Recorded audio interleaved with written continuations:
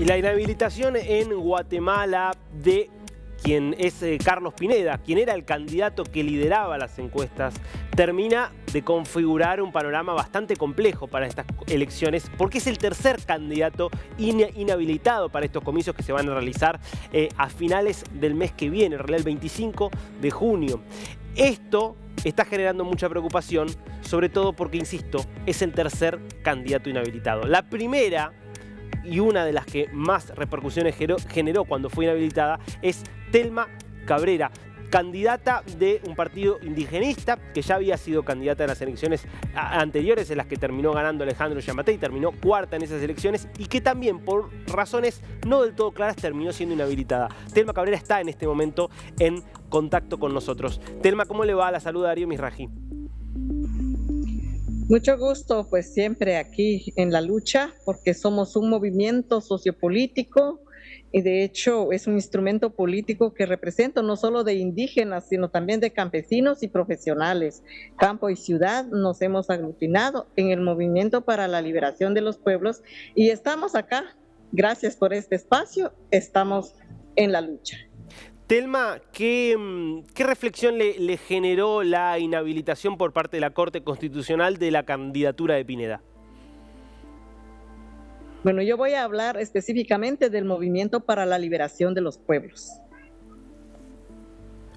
No tiene posición, digamos, no tiene opinión respecto de lo que pasó con el otro candidato que fue inhabilitado.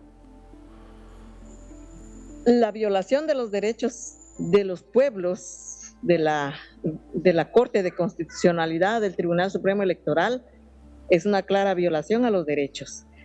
Al resto de candidatos que han dejado afuera, no puedo opinar porque son de los mismos, son de las mismas mafias, y entonces allí no puedo opinar porque son de los mismos. Bueno, su candidatura fue inhabilitada, si no me equivoco, a finales de enero. ¿Cuál fue en ese caso el argumento que dio el Tribunal Electoral para inhabilitar su candidatura? Bueno, el Movimiento para la Liberación de los Pueblos es un instrumento político que lo construimos desde los pueblos ante la falta de respuesta a las demandas de los pueblos y de la población. En el 2019, pues en Guatemala hubo fraude electoral y quienes lo denunciaron fuimos los pueblos. Y bueno, después de esto, a mí se me notifica por campaña anticipada cuando yo soy de un movimiento y yo tengo que estar en reuniones, pero no pidiendo el voto, sino es reuniones que tengo que cumplir como defensora de los derechos humanos y de la madre tierra. Bueno, el MLP, cumpliendo todos los requisitos que establece la ley electoral y de partidos políticos, cumplimos. Los pueblos decidimos de pedirle, dentro de las alianzas de articulación, el pueblo decidió también que se sumara Jordán Rodas, ex procurador de los derechos humanos, que también mostró un posicionamiento político en los momentos cuando sacaron la CICIG y también en los momentos que las comunidades, cuando han sido perseguidas, cuando han sido violados sus derechos, también siempre ha hecho pronunciamiento. Y entonces eso justificó dejar al MLP diciendo de que el finiquito no estaba bueno, pero en realidad se presentó de acuerdo a la ley, es una justificación de la oligarquía en Guatemala o del cacique que está en las instituciones como el Tribunal Supremo Electoral, la Corte Suprema de Justicia y la Corte de Constitucionalidad, justificando, dejando al binomio presidencial. El miedo es a la propuesta proceso de asamblea constituyente, porque las propuestas vienen hechas desde los pueblos para arrancar la raíz del problema.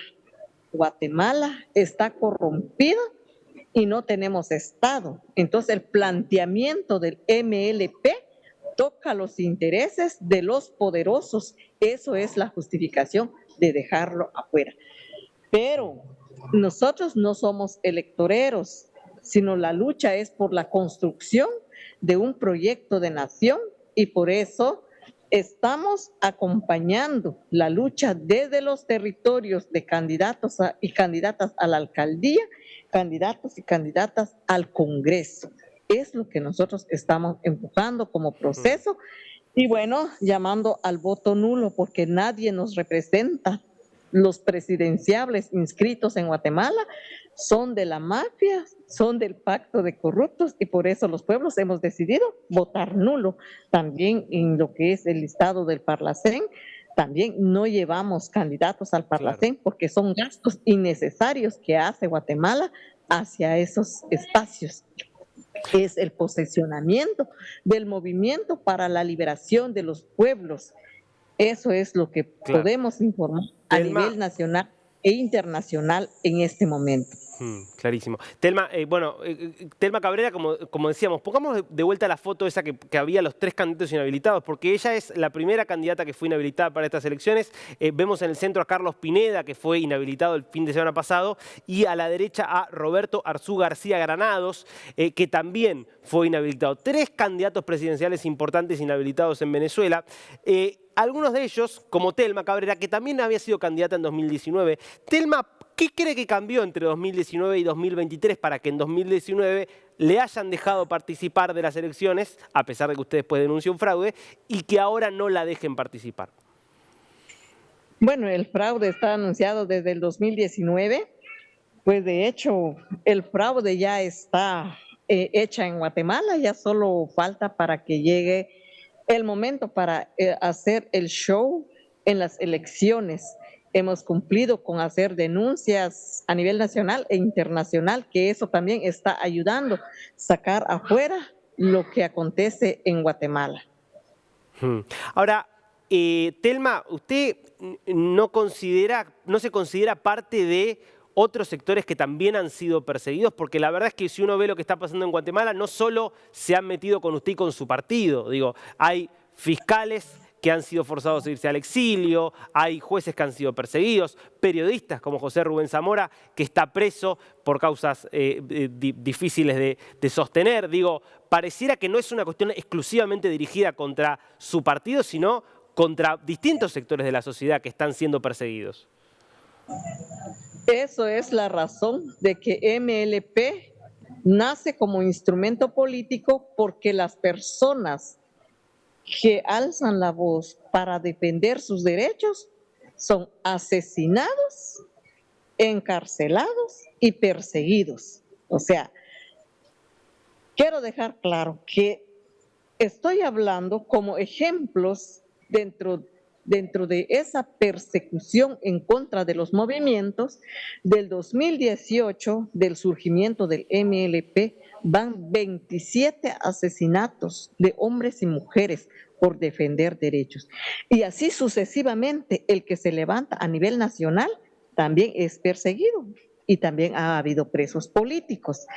Entonces, lo que hace la mafia es perseguir a los defensores. Por ejemplo, los que están cumpliendo su trabajo. Usted habló de exfiscales. Sí reconocemos el trabajo de los exfiscales como Juan Francisco Sandoval, Miguel Ángel,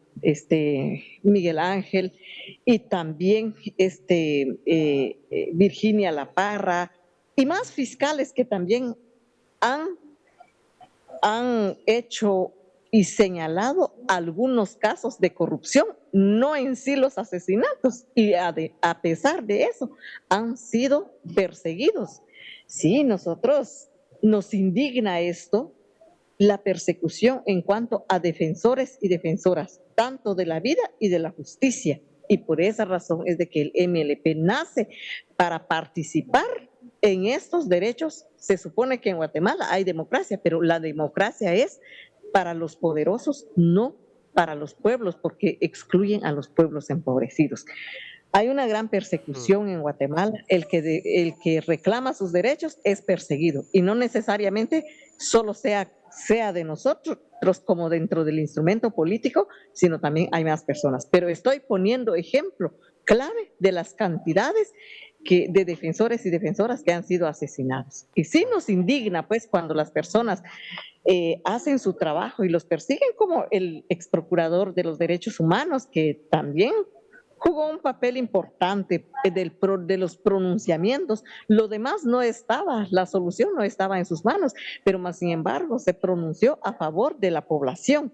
Y entonces esto en Guatemala, así como persigue a periodistas, también persiguen a periodistas interculturales desde los territorios, porque eso sí no lo saca lo que es los medios de comunicación de los poderosos en el movimiento.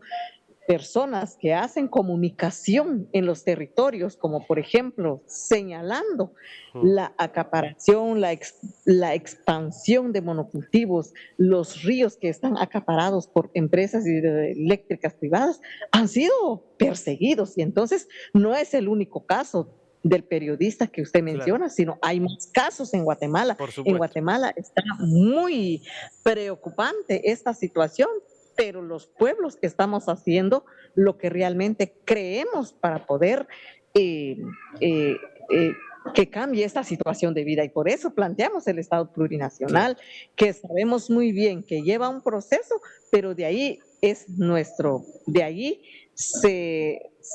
o sea, de ahí está trazado nuestros lineamientos de lucha para llegar al buen vivir. Clarísimo. Porque no es posible que nos ven como delincuentes cuando defendemos derechos, no es posible. Entonces, por eso es de que el MLP, pues nos mantenemos como un posesionamiento que luchamos por nuestros pueblos y no podemos mancharnos o opinar en cuanto a otras estructuras que son del mismo. Eso es el posesionamiento de MLP. Telma Cabrera, ex candidata a presidente de Guatemala, inhabilitada. Muchísimas gracias por este tiempo con DNews. A ustedes, gracias por este espacio para aclarar nuestra lucha en Guatemala como pueblos y pueblos originarios que estamos en existencia por nuestros derechos. Gracias.